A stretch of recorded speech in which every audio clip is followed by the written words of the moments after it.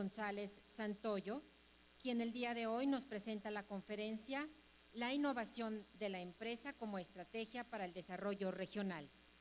Les pasaré algunos datos curriculares importantes del doctor. Es ingeniero eléctrico, maestro en administración y cuenta con maestría y doctorado en ingeniería. Es doctor en economía y empresa y doctor en ciencias. Es autor y coautor de más de 20 libros y múltiples publicaciones especializadas en revistas arbitradas. Pertenece al Sistema Nacional de Investigadores Nivel 2 y posee una dilatada trayectoria en el ámbito académico, empresarial y de servicio, siendo un referente muy importante en las áreas de especialización del doctor. Quiero destacar que pertenece a la Real Academia de Doctores de España. Les pedimos a todos ustedes brindarle un fuerte aplauso al doctor González Santoyo.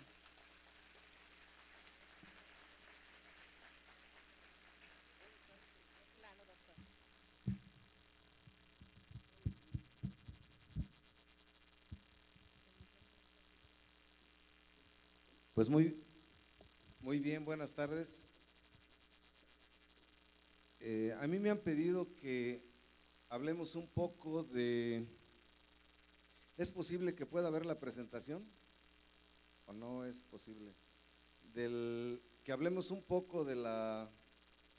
El congreso era relacionado a la innovación en el desarrollo regional. Y a mí me pidieron que hablara un poco de cómo impacta o qué relación tiene la innovación en el aspecto empresarial y desde esa perspectiva cómo impacta el desarrollo, pues yo no llamaría regional, yo diría desarrollo local, regional, nacional o internacional, dependiendo del contexto en el que estemos moviendo el asunto. Prácticamente esto tiene relación, el trabajo tiene relación con dos cosas. Al final del camino, si queremos tener un desarrollo local, regional, nacional o internacional, lo primero que se nos vino a la mente fue, pues México, en la realidad está inmerso. Si vamos a hablar de México, vamos a hablar de Torreón o vamos a hablar de cualquier estado de la República Mexicana o de cualquier nación del mundo, en la realidad están inmersos en una economía que tiene una característica de un mercado de competencia perfecta o un mercado abierto, como pudiéramos decirlo, donde todos los competidores tienen la misma información, todos recurren al mercado con esa misma información y compiten en tiempo real en relación con precio, calidad, servicio, tiempos de entrega, etcétera. Bajo esas circunstancias, pues lo primero que podríamos decir, en una localidad, en una región, en un país, en el mundo, ¿qué requiere en determinado momento en este aspecto las empresas para poder tener altos niveles de competitividad? Y desde esta perspectiva, pues seguramente tener un desarrollo autosostenido, aprovechando óptimamente los recursos y poder decir, dado ese crecimiento empresarial, dado ese aprovechamiento óptimo de recursos y al final del camino generan dinámica económica que te permite tener empleo, te permite tener comercio, permite generar mucha más infraestructura educativa, vías de comunicación, etcétera, etcétera.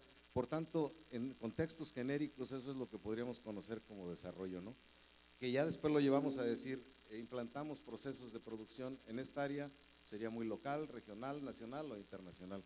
Entonces, ese sería un contexto genérico y al final del camino lo que vamos a hacer son dos cosas: presentar algunas perspectivas y definiciones básicas que existen en la literatura relacionadas con lo que es la innovación desde la perspectiva muy productiva o en la producción y por otro lado desde el contexto netamente social. Sin embargo, quisimos ponerle una partecita que pareciera jiribilla, que es el aspecto político, la parte de generación de política pública, para a partir de estos conceptos hacer una propuesta metodológica con un enfoque muy sistémico desde la parte de teoría de sistemas para decir desde nuestra perspectiva esto es lo que se debería de hacer para potenciar la innovación en las empresas como punto pivote y poder generar polos de desarrollo autosostenido que al final de cuentas generen bienestar social, ¿no? Entonces, esa es la idea de este trabajo. Entonces, al final del camino yo escuchaba en la primera conferencia, en el primer taller que hubo aquí, o no sé cómo le llamaron, decir, la innovación al final del camino es un proceso social. Sí, efectivamente, si lo veo desde la perspectiva social, es un proceso social en el que participan diferentes actores. Pero ¿cuáles son los actores? Lo quiero ver en un esquema de desarrollo social. Lo primero que debería de pensar es, necesito que el ser humano que habita en una localidad, en una región, en un país, etcétera, pues tenga bienestar. Y quisiera pensar, para que tener bienestar, pues lo primero es que sea feliz. Y si quisiera decirlo desde la perspectiva administrativa, tal vez debería de cumplir con la pirámide de Maslow y estar en la parte cupular, donde el ser humano debería de sentirse autorrealizado, habiendo satisfecho todas sus necesidades, con él mismo y con el entorno. Pero si no tiene empleo, pues no va a poder ser feliz, ni va a poder satisfacer las necesidades ni propias, ni las familiares, ni las del contexto universitario, etcétera. Entonces, justo habrá que verlo desde la perspectiva social. Pero la perspectiva social también tiene que ver con la política pública. Entonces, un poquito más adelante iré tratando de hilar este tipo de componentes para poderle dar soporte, porque si no, de lo contrario, son palabras vanas que suenan muy bien, que quedan en el libro, que quedan en la academia, pero que no funcionan para nada en la práctica. Entonces, sí, efectivamente, es un proceso social, pero esa participación de diferentes actores como pivote del desarrollo, ¿en dónde lo vemos? Pues seguramente en la empresa. La parte central es la empresa, pero aquí yo creo que vale la pena hacer una precisión. Mi idea no es darles clase, pero decir qué es una empresa. Pues al final de cuentas es una figura que es reconocida por la Secretaría de Hacienda y Crédito Público para nuestra nación, y dentro de ella tiene dos connotaciones fundamentales en términos organizacionales. Una que es qué arquitectura organizacional le pongo, muy vertical o muy horizontal o circular o matricial o inteligente. Eso ya dependerá de qué alcance quiero tener con la empresa. Eso tiene que ver con la innovación. Yo no voy a tener organizaciones totalmente verticales como si fuera el ejército, que la van a hacer extremadamente burocrática cuando tengo un mercado abierto extremadamente competitivo. Capaz que pueda tener mezclas entre seguramente horizontal, seguramente matricial, de tal manera que el mix trabajado en tiempo real, que sea flexible y que trabaje en red, que me dé una connotación que lo que dijera el Peter Senge, que es una organización inteligente. Pero después vendría la segunda parte, la legal. ¿Cómo etiqueto esa razón social que desde la perspectiva de la Secretaría de Hacienda y Crédito Público le debe dar mucha más potencia a la organización? Pues habrá que ver cuál me representa mejores incentivos fiscales, mejores condiciones de acuerdo a los atributos que tengo en arquitecturas organizacionales para de entrada, desde el diseño, hacerla más competitiva. Entonces, fíjense, desde esa perspectiva, ¿es un proceso social? Sí, efectivamente, tomando como pivote la empresa, con las ideas que les estoy comentando, y este sentido, a través de este proceso, buscando un término que me preguntaban ayer, que decían, oye, ¿qué es optimización? Pues un modismo gringo como optimization.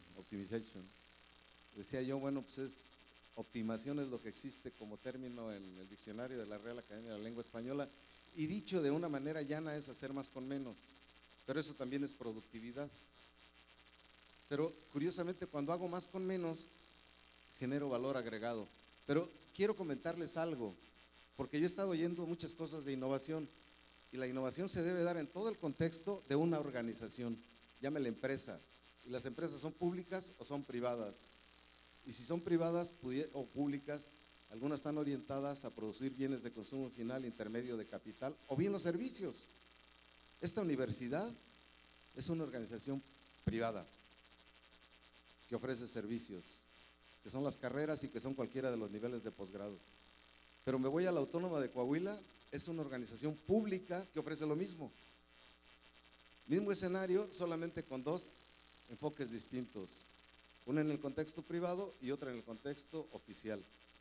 porque sus recursos vendrán seguramente de gobierno federal, gobierno estatal e ingresos propios. Mientras que la SAIE funciona con sus ingresos, más los que gestiona con gobierno federal de otra manera, pero bueno, esa es otra harina de otro costal que no quiero entrar ahí. Entonces, si ustedes se fijan, o son públicas o son privadas, o son productoras de bienes, donde bienes es sinónimo de producto, que puede ser de consumo final intermedio o de capital, o bien los servicios. Y en ese contexto, estas organizaciones, sean públicas o privadas, pues al final de cuentas en la parte popular tienen una función o un conjunto de funciones, que en su siguiente nivel jerárquico tienen actividades, que ese conjunto de actividades conforman procesos, y en los procesos, ojo, es donde se genera el valor agregado, que es el objetivo fundamental del concepto base que tomamos como referencia, en donde se debe de hacer y aplicar el concepto innovación. ¿Por qué razón? Porque ahí es donde se genera riqueza y se genera valor agregado, en esa transformación óptima o cuasi óptima de los recursos. Y ya después de que tienen ese conjunto de procesos, seguramente lo que nos interesa definir son las variables. Oía Rafael que hablaba de Balance Scorecard. Bueno, pues después de esas variables, que son las que debo de calibrar adecuadamente para llegar al óptimo, vienen los indicadores, que son los que tiene Balance Scorecard o que tiene cualquier práctica administrativa que me permita manejar de mejor manera las empresas. Y después de esos indicadores, pues seguramente vienen las métricas. ¿Cómo medirlo? Todo aquello que no mido o no puedo medir no es mejorable. Uno de los panelistas en el origen, en la realidad, cuando hablaba de ese proceso, que no es más que el proceso administrativo, es lo que DEMI maneja en su proceso de calidad en sus 14 puntos, que en la realidad no es más que el proceso de mejora continua. Entonces eso que hablaban hace rato de las N hélices y 20,000 cosas es el proceso administrativo traducido en lo que dice Deming, y eso no es más que el proceso de mejora continua, pero al final del camino es una práctica administrativa más en todo el contexto de manejo empresarial. Y ya que tiene las métricas, pues viene el análisis dimensional. Entonces recuerdo, empresa tiene políticas, tiene actividades, conjunto de actividades conforman procesos, después de ahí tengo variables, tengo indicadores, tengo métricas y tengo análisis dimensional. Si esto está claro, puedo hacer más con menos, puedo cambiar los rumbos, y es donde al final del camino aparecerá el concepto de innovación. Si esto no está claro, trabajo a prueba y error, y si me sales mera chiripada. Las cuestiones de innovación y las cuestiones de cambio y las cuestiones de trascendencia no es de adivinar, en el origen es de base de conocimiento. Si no hay una base de conocimiento sólida, es prueba y error, y la práctica es muy cara. Entonces cuando alguien me dice, no, yo tengo 20 años que egresé de la carrera o 30, y puede ser que un chavito recién egresado de la escuela haga mejor el trabajo en ese instante porque tiene más fresco la base de conocimiento. Y si verdaderamente es sólido, déjenlo. Yo esto me recuerdo, yo fui superintendente de Comisión Federal de Electricidad hace muchos años. Me acuerdo que llegaban, o había ingenieros ya muy viejos y decían, ¿cómo me va a enseñar este mocoso si yo tengo aquí 30 años? Sí, pero tienes basura en el disco duro, ¿no? Ese chavito te da las buenas y las malas en estos contextos de tecnología, con mejor base de conocimiento. Le falta práctica, de acuerdo, pero eso en 6 meses con una capacitación rápida puede darle giros demasiado terribles y rediseñar los sistemas operativos del contexto organizacional y poder hacer más con menos. Entonces, yo como que me inclino más por este tipo de ideas, aunque, bueno, alguna otra idea de este aspecto de la innovación. Es un conjunto de etapas científicas, tecnológicas, organizacionales, financieras y comerciales. Entonces, como verán, ya no solamente está en ese proceso de la ciencia, la tecnología.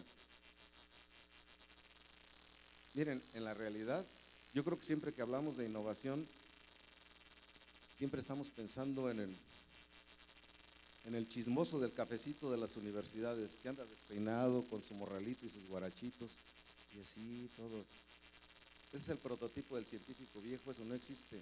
Hoy día los científicos en el mundo seguramente pues visten Armani y seguramente tienen los mejores autos del mundo, las mejores casas, y son gente que gana extremadamente bien.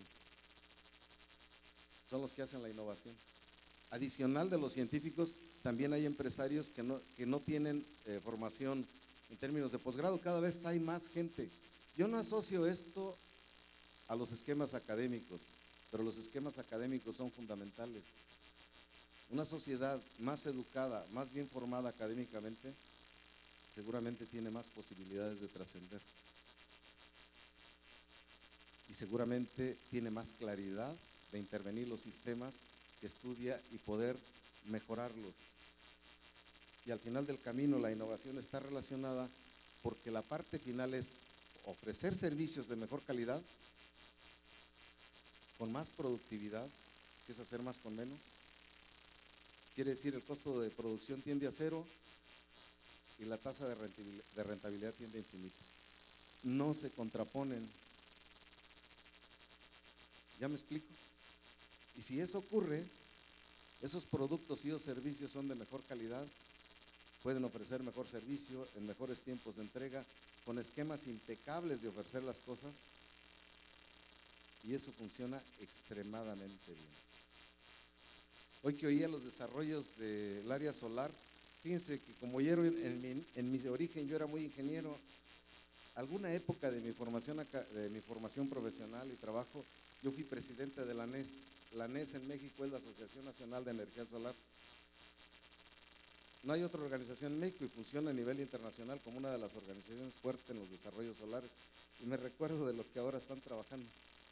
Eso era cuando yo era muy ingeniero, porque ahora soy como ingeniero contador, soy algo raro ya en esta vida. Tecnología ha existido aquí desde los años N, lo que falta es, ¿qué es lo que quiero hablar un poco más adelante de la voluntad política? Entonces, si ustedes se fijan ahí, la innovación no solamente está en la parte técnica, llamémosle así. Está en la parte comercial, está en la parte de las finanzas, está en todos los contextos de la organización. Porque es en la realidad hacer de manera muy sencilla y vulgar, es hacer de mejor manera las cosas, hacerlo diferente, tal que dé ventaja competitiva y dé una distinción con respecto, en este caso a los competidores en todos los contextos que tengamos. Así de manera muy simple. Otro enfoque de este concepto, sí, efectivamente, si la base es investigación y desarrollo, seguramente eso me permitirá generar nuevas tecnologías. Fíjense que esto tiene que ver, como he estado escuchando toda la mañana de investigación, de ciencia, yo creo que a veces hay una confusión terrible en esto. Y miren, yo les voy a decir algo, yo soy miembro del Sistema Nacional de Investigadores a nivel 2. Yo no creo que esa sea la visión de alguien que verdaderamente se dedica a la investigación y hace ciencia, a la que hace rato escuché. Yo creo que el problema fundamental está en la confusión de la definición de qué es la investigación y la ciencia. Les voy a dar mi punto de vista, ya ustedes si les gusta lo toman y si no, bueno, pues no lo toman.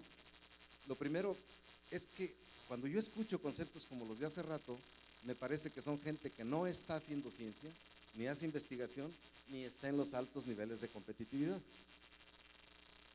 Porque si estuviera, no dice ese tipo de cosas, es lo más benéfico del mundo, pero ahí les va la definición. Todo lo que ustedes ven en los libros y estudian de kinder hasta doctorado, en una lógica bivalente, como decía Rafael, dicen que la ciencia es un conjunto de conocimientos ordenados y sistematizados que llevan al logro de un objetivo. ¿Estamos de acuerdo? Pero yo lo que veo en el mundo es que la ciencia se ha definido ahora de manera distinta. Seguramente no la veo en los libros, pero en el mundo pragmático diría, pues se dice que la ciencia es una actividad humana. Ojo, ya no es un conjunto de conocimientos, es una actividad humana, por tanto es una chamba, por tanto es un trabajo y por tanto es obligación de quien hace esa actividad exigirle resultados, y si no tiene resultados ahí está la calle. O no hay financiamiento, que es lo mismo que la calle. Entonces es una actividad humana que, apoyada en método, sería el uso del método científico, en base de conocimiento, que sería desde cero, cuando nace un problema, hasta la evolución del hoy día, cuál es el estatus de ese problema, y en un proceso investigativo. Entonces es una actividad humana que, apoyada en método, en base de conocimientos y en un proceso investigativo y tecnología, que es parte de lo derivado y lo que hoy exista, me permite generar nuevo conocimiento. Estoy hablando de investigación básica. O me permite obtener satisfactores humanos. Estoy hablando de investigación aplicada, donde está muy metida la innovación. Ya no estoy generando solamente un modelo matemático, un algoritmo, etcétera, sino ya a partir de ahí estoy generando satisfactores como este indicador, como este micrófono, como un auto, como la pantalla, etcétera, etcétera. Solo analicen cuánto cambió la definición, la que está en los libros, a la que se usa en eventos como este. Estaría hablando de congresos internacionales, de ciertos campos de la ciencia y de aplicación de cosas. Pero ojo, estoy hablando de donde van los referentes que hacen y construyen la nueva información. Esos son a los que hay que ir. Si no, se la pasa uno de viajero por el mundo. Yo lo he hecho. Pero ¿qué me gano si estoy en empresa y voy a Inglaterra a un congreso que se dé en español, que es más de viaje y donde no van los referentes? Pues mejor no vayan, eso es gasto. Vayan a donde encuentren pares que verdaderamente son los que trascienden y hacen el nuevo conocimiento. Y si ustedes siguen yendo, al rato ustedes lo serán. Pero eso es esfuerzo, más allá del paseo, sirve de todo.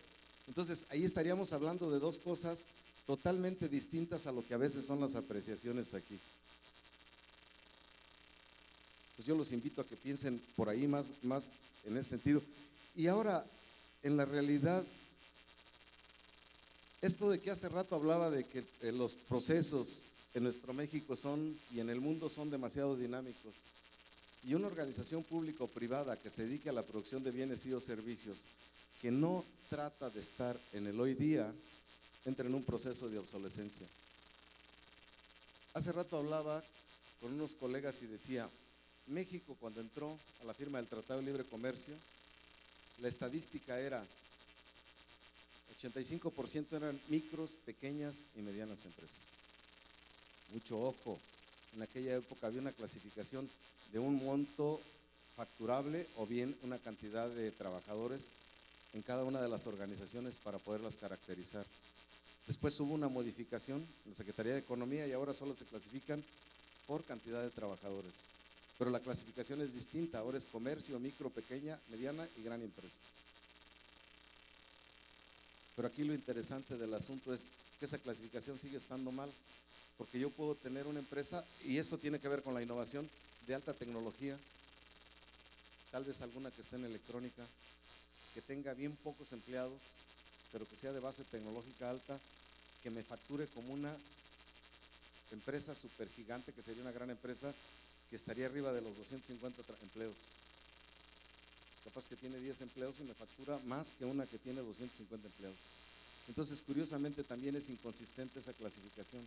Aquí lo interesante es qué tanta participación tiene en el mercado, cuánto genera de empleo y cuánto genera de facturación. Pero eso implica que deba de estar siempre como una empresa con tecnología de frontera, porque en un mercado abierto, si no lo está, no lo hace. Mire, les voy a dar una caracterización de empresa ahora distinta.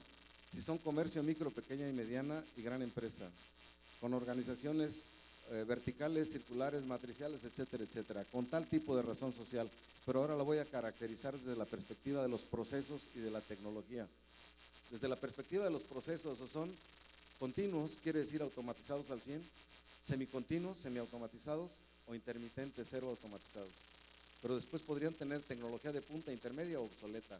Entonces, ojo, yo puedo tener mezclas de procesos que sean automatizados al 100, pero con tecnología intermedia o obsoleta. En función de eso va a estar la eficiencia y eficacia. O bien podría tener procesos intermitentes, quiere decir que no están automatizados, pero puedo tener pura maquinaria y equipo de alta tecnología. Sin embargo, la eficiencia y eficacia de la organización tiende a cero, aún con tecnología de punta, mal usada. Y eso está asociado en estos procesos tan dinámicos a que quedan en obsolescencia, por tanto no son competitivas, por tanto requieren una intervención para hacerlas competitivas, y es donde hay que buscar, bueno, el cómo, para que al final de cuentas como resultado estén o en los productos y o en los servicios, y puede entrar a través de este proceso innovador, ¿no?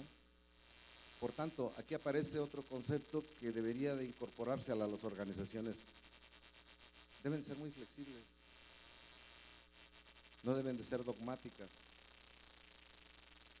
Voy a hablar del contexto universitario en general. ¿Qué pasa si yo veo la ley orgánica de la Universidad X y no aceptan a Rafael Espín que aparezca en los exámenes de licenciatura o de grado porque es ingeniero en una escuela de contaduría y ciencias administrativas? No sé si existe así, pero es posible que la normatividad diga eso. Pues tendrían que adecuar la normatividad, o tendrían que adecuar los procesos, o tendrían que adecuar la parte que tengan que intervenir para darle esa posibilidad de que tenga mejor resultado. Cuando hablo de flexibles, para los que son de ingeniería industrial, yo creo que una alternativa en los procesos es el uso de sistemas flexibles de manufactura. Quiere decir, procesos que estén en una distribución en layout con máquinas comodines y que además puedan usar robots. Esos serían los sistemas flexibles de manufactura. Y que no sirvan para un solo producto, sino para una familia de productos, haciendo adecuaciones mínimas cuando hay que hacer cambio de línea de producción. Ese tipo de cosas son las innovaciones que hay que buscar hacer en la organización, ¿no? Ahora, seguramente, desde esta perspectiva de la innovación, esto se ha puesto en México muy de moda por la política pública. A ver, vamos a hablar de dos presidentes, bueno, desde Ernesto Zedillo para acá. Este es un proceso que es más político que académico. Aquí yo estaba viendo que existe algo parecido a COECITO, no sé cosas, que sería el Consejo Estatal de Ciencia y Tecnología. Así se llamaba igual en mi estado. Hoy se llama distinto. Esos no nacieron por obra y gracia del Espíritu Santo porque, perdón por el término, mi querido hermano brother, ¿no? Nacieron por una política pública. Nacieron porque a un presidente de la República se le ocurrió, desde Ernesto Zedillo, que empezó a empujar la idea de hay que ofrecer educación basada en competencias, hay que modificar todo este tipo de cosas, y empezó a decir, oye, sería bueno adicional de estos que se llaman ahora, que no existen en los estados, consejos estatales de ciencia y tecnología, llámense como se llamen, hay que meterles también la innovación, ¿no? Lo primero fue por decreto presidencial, en cada uno de los estados se crearon los consejos estatales de ciencia y tecnología, que a mí me parece que hoy día está mal hecha la política pública, porque son una ventanilla más de CONACYT. Solamente son una ventanilla donde llegan los recursos federales con las mismas líneas para hacer aplicación de los recursos que tiene CONACYT, no las que tienen las regiones, no las necesidades de las regiones. Y con esa base los estados convocan y le dan dinero a los tecnológicos, a las universidades, y al que se le atraviesa y hace la solicitud. Pero no hacen investigación, no tienen autoridad para coordinar la investigación ni en las universidades públicas ni privadas. Entonces a mí me parece que nada más es una oficina burocrática, que es una ventanilla más en los estados para CONACYT, sin tener trascendencia. El día que le den más jugada de intervención, de autoridad, tendrá posibilidad. Antes solamente es un punto puente para distribuir los recursos orientados a la investigación, desarrollo y ahora la innovación. ¿Por qué la innovación? Pues porque en las modificaciones de la política pública de Peña, justo todos estos que eran consejos estatales de ciencia y tecnología, ahora se les ha sumado innovación. Porque Peña dijo, ahora por política pública es obligado que además de ciencia y tecnología tengan que llevar el término innovación.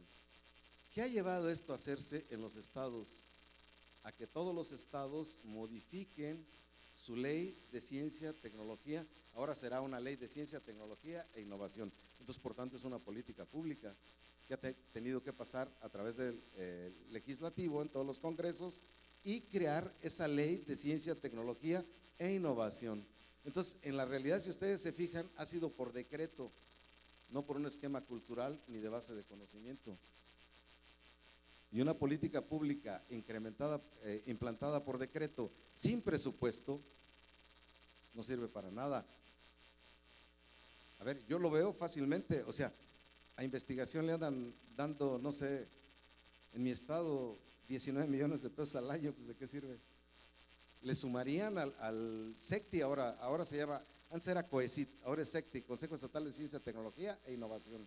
Se modificó en la legislatura anterior la ley de ciencia, tecnología y se le puso innovación, se le dieron muchos atributos, pero pues los políticos después destraban 2 artículos de la ley y lo pervierten. Y entonces, por tanto, el recurso que va a investigación no se aplica, el que va a innovación no se aplica. Y termina pasando lo mismo que en periodos pasados, 90% a gasto corriente nómina y 10% a las líneas de investigación, más los fondos federales que vienen de CONACYT y otras bolsas, que a veces son jugosos, pero no van ahí. Siguen siendo esos proyectos de 6 hasta 15 millones de pesos que se pivotean por el CONACYT a fondo perdido, pero van a los mismos empresarios de siempre. Yo se los digo porque soy evaluador de CONACYT, ya no me lo estoy inventando, lo que les estoy comentando es porque pues, sé cómo lo manejan, ¿no? O sea, entonces la cuestión es cuidar de fondo estas políticas públicas y que al final del camino trasciendan. Y después de ahí, ahora sí decir, esa innovación, si va a estar en el esquema empresa, pues la empresa tiene entradas y eso tiene que ver con proveeduría, tiene proceso y tiene que ver con toda la parte tecnológica, ingenieril, organizacional, etcétera, y tiene que ver con el mercado, que es donde están los clientes. Entonces tiene proveeduría, proceso, mercado, que tiene que ver con los clientes. Y entonces hay que innovar en cada uno de esos niveles, no está aislado, no solamente ciencia y tecnología.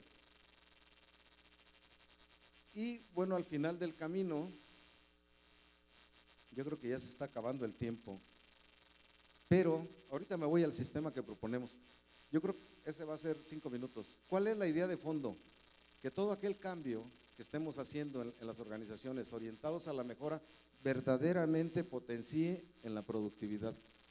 Y la productividad implica hacer más con menos. La definición de productividad es tasa de producción entre el insumo.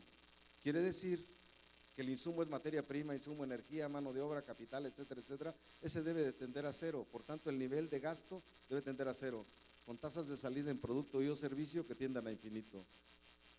Si se da esa relación, tengo productividad. Pero si además cuido que la organización sea de clase mundial,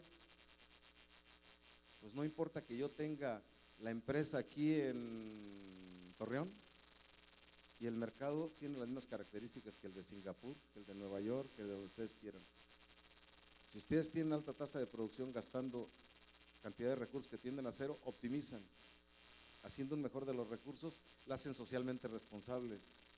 Si las certifican en calidad y las acreditan desde la perspectiva de gestión, que serían los ISOs, y si luego lo hacen en relación con el diseño, que serían, no sé, ASTM o DIN o el mix que tienen los orientales, ya lograron los 2 conceptos y no solamente lo están haciendo administrativamente. Y si además lo meten en esquemas de equidad de género y así sucesivamente con todas las acreditaciones, certificaciones que tienen todos los elementos para jugar en las grandes ligas y por tanto van a generar riqueza y estén donde estén, verdaderamente pueden participar en los mercados. Nada más que mucho ojo, eso es cultural. Debe de haber una política pública sólida, una cultura empresarial sólida y una capacitación académica y de educación y cultural sólida. Si eso ocurre, no le estamos jugando al cambio. Si no ocurre, simulamos que hacemos cambio.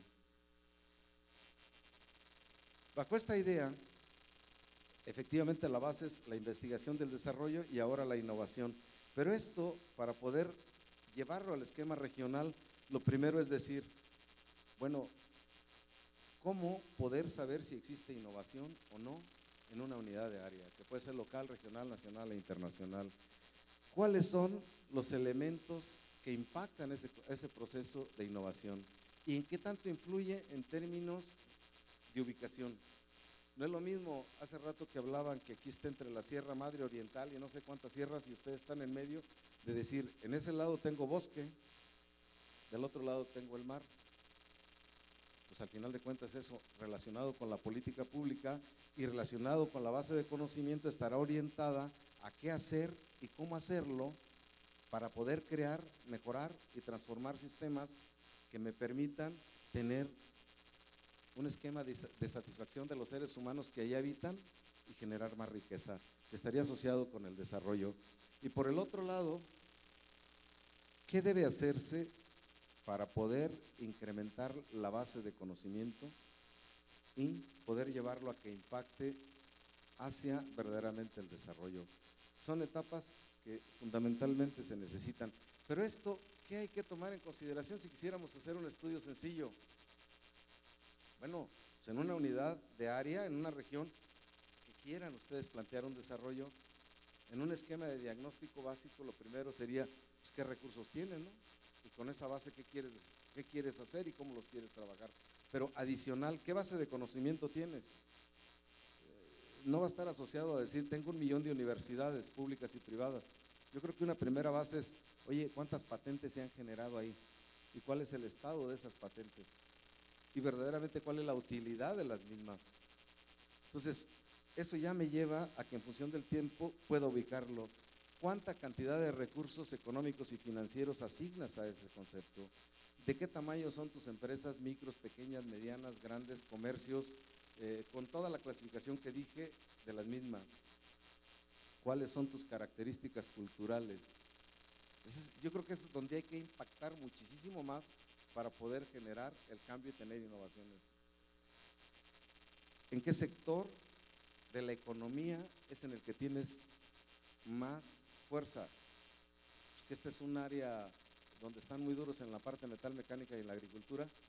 ¿Qué parte de metal mecánica? ¿Qué parte de agricultura? ¿Qué tecnología usas?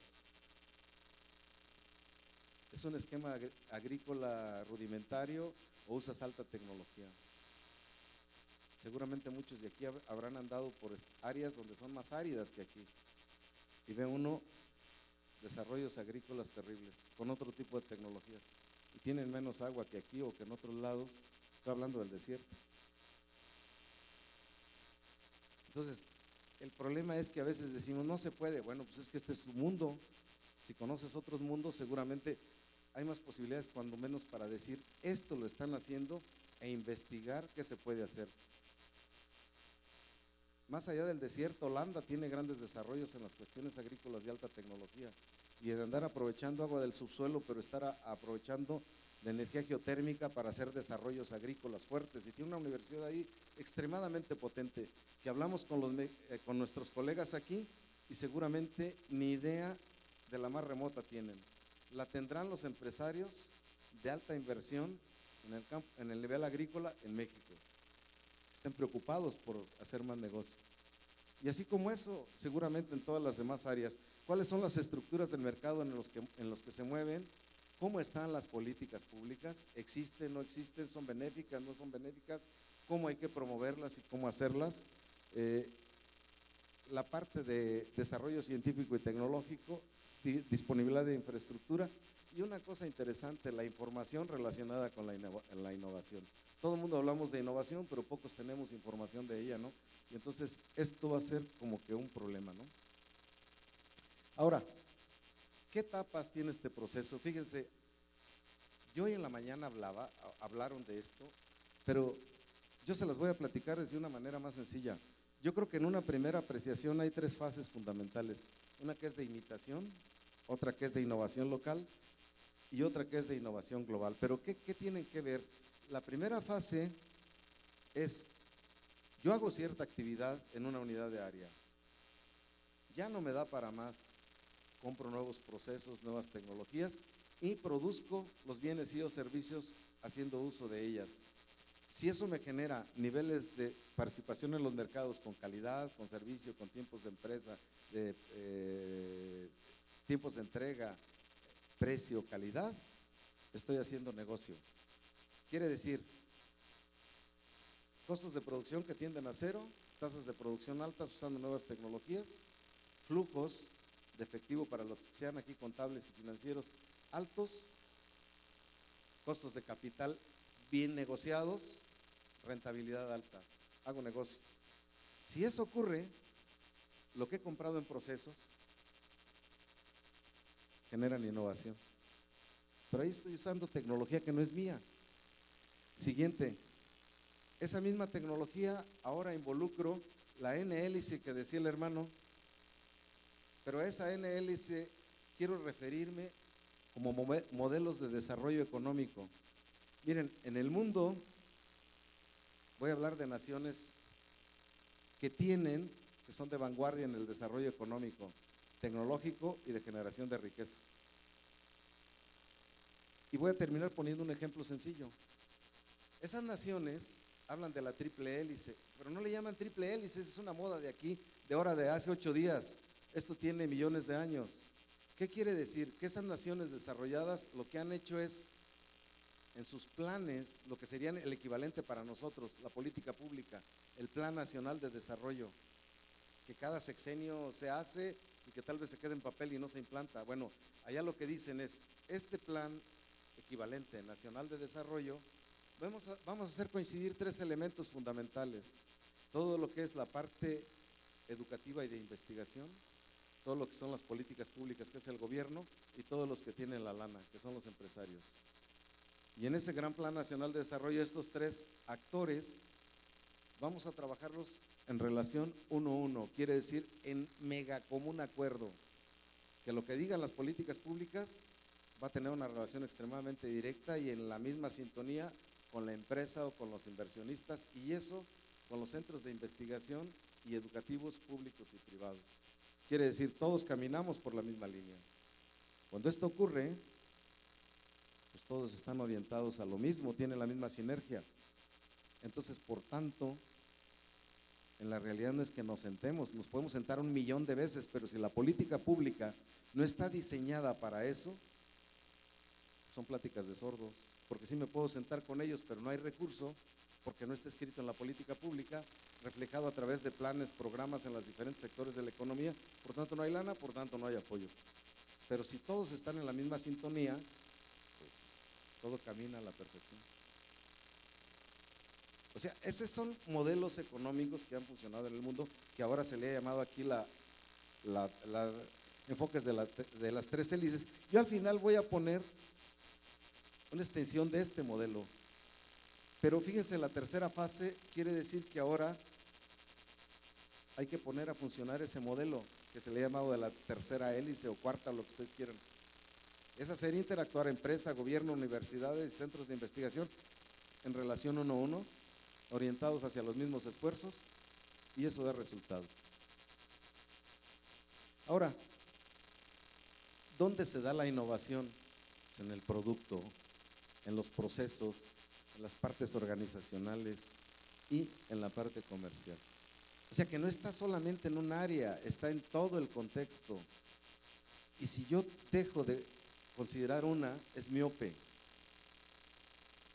Voy a poner la analogía de una universidad, porque estoy en una universidad. Si estuviera hablando con una productora de turbinas para generación de energía, pues les hablaría en ese contexto.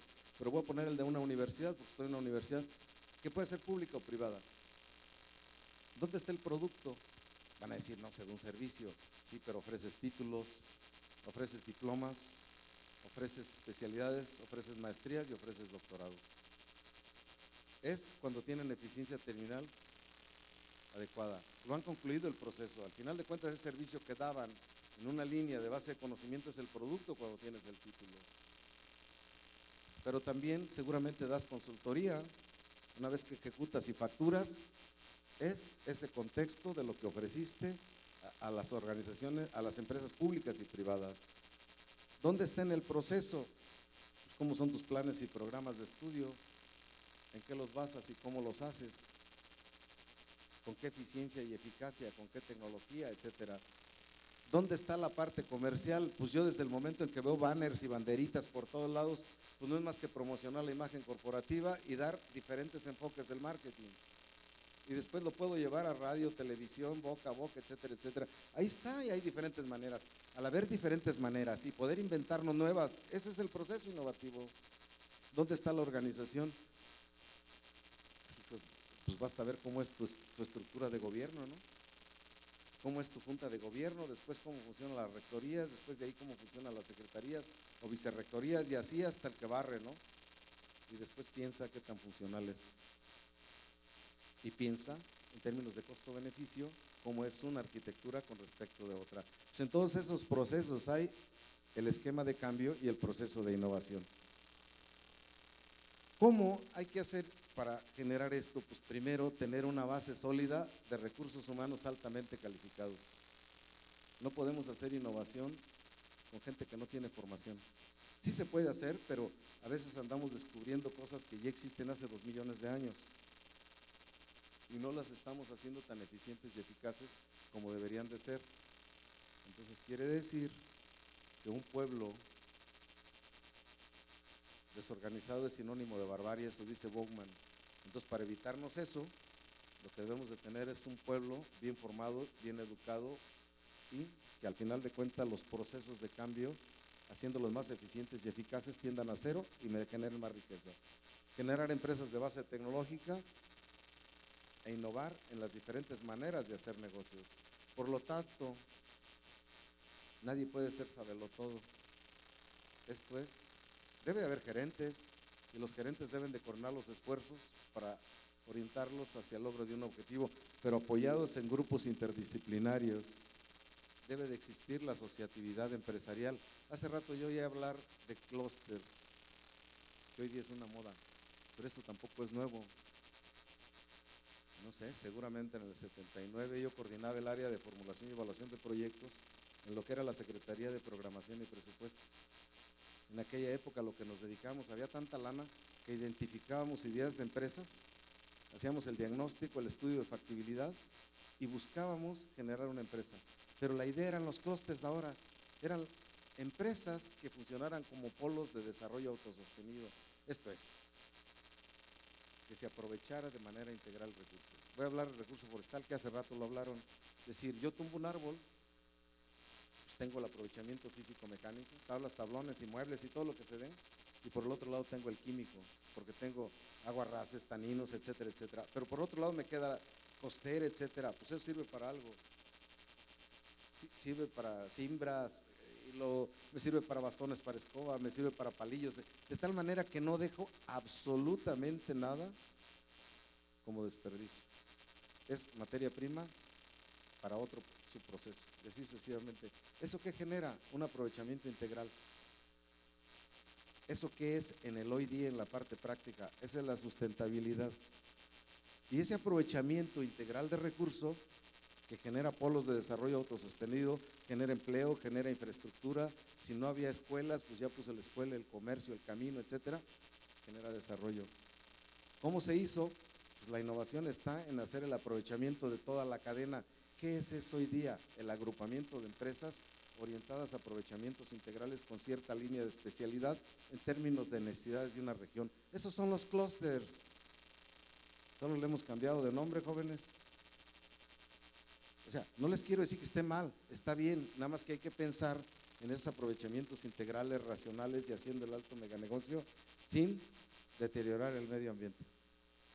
¿Por qué no lo voy a deteriorar? Porque si hago aprovechamientos óptimos, no tengo necesidad de derrochar el recurso que estoy explotando. Ya que tenemos esto, quiero ponerles cuál es la propuesta.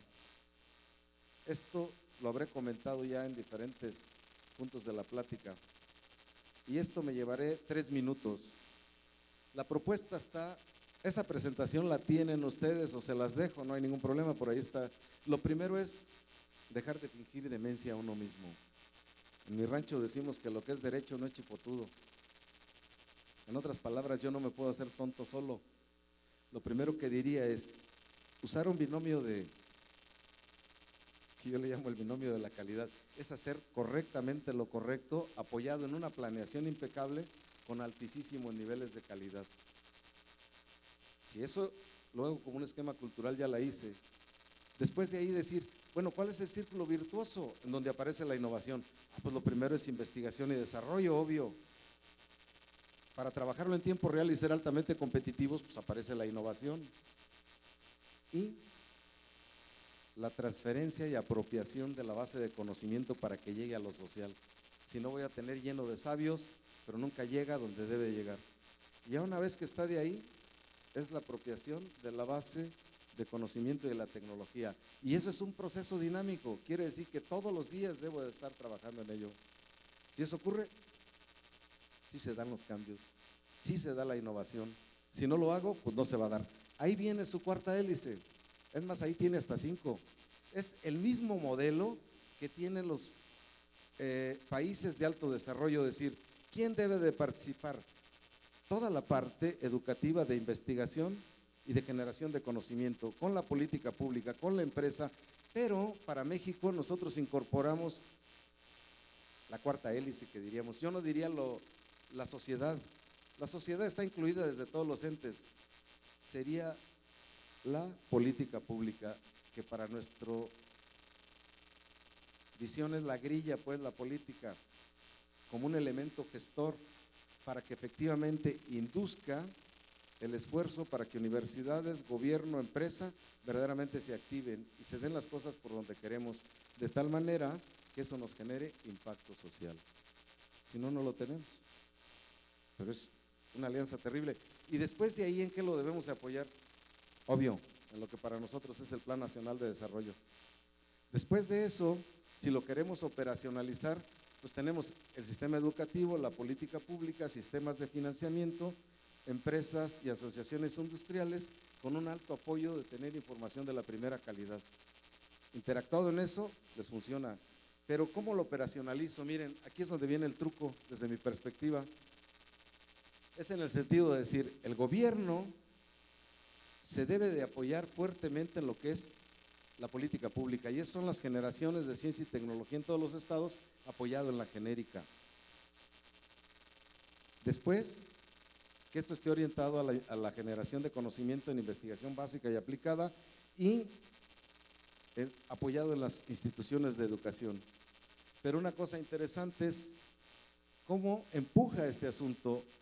¿Cuál es la demanda y oferta de ciencia y tecnología para que el gobierno le caiga el 20, se apoye con la política pública y genere toda la parte del lado izquierdo? ¿Cómo es el apoyo, la administración y los financiamientos de ese sistema de ciencia, tecnología e innovación? ¿Cómo andan ustedes de centros de investigación y unidades de transferencia y apropiación de tecnología? Estoy pensando en el INPI, ellos tienen esas unidades de transferencia de tecnología que poco veo que existan en las universidades y en los gobiernos, y el que la empiece a generar se va a hacer rico, porque por ahí tienen que pasar todo lo que hacen en las escuelas, en los departamentos, en los institutos, en las facultades, para poder generar marcas, patentes, todo lo que implique derechos de autor industrial. Y luego, si se van a Indautor, todo el registro de derechos de autor. Son cosas que no veo que estén trabajando. Y entonces, ¿cómo vamos a poder tener esa innovación si ni siquiera propiciamos los elementos que me dan el soporte para la protección internacional y la generación de riqueza? Y después de ahí, bueno, ahora sí, la integración en unidades de aprovechamiento integral de los recursos, ya sean como parques industriales, clústeres, etcétera, etcétera. Una cosa fundamental, la incubación de empresa, que también es de los 70s. Ensenada fue el CICESE fue uno de los grandes institutos para desarrollo de esto, la Universidad de Guadalajara y un poco la UNAM. Se volvió a retomar hasta ahora en esta década como moda, mal diseñada la política y por tanto no tiene éxito la incubación. No es más que una simulación de situaciones. ¿Por qué razón? Pues porque no hay política pública desde el gobierno que apoye la micro, pequeña y mediana y gran empresa, solo que Torreón tenga eso, pero a nivel nacional, si no está en el Plan Nacional de Desarrollo, pues es pura simulación. Podría seguirle con esto, pero yo creo que ese es el modelo que propondría de cómo impactar las empresas, pero yo creo que lo ven. Conclusión, solamente quiten la corrupción al proceso y esto funciona. Todo existe, el problema es que se obstaculiza la ejecución, ¿no? Muchas gracias. Bueno, pues si tienen dudas, preguntas o reclamos, estoy a sus órdenes. Gracias, doctor. Venga para este lado. Agradecemos al doctor González Santoyo su relevante conferencia y sus comentarios. En este momento, a nombre de las universidades organizadoras y de la propia CIESLAG, el licenciado Luis Arturo Dávila de León le entrega y el doctor Medina le entregan un reconocimiento al doctor González Santoyo. Un fuerte aplauso otra vez.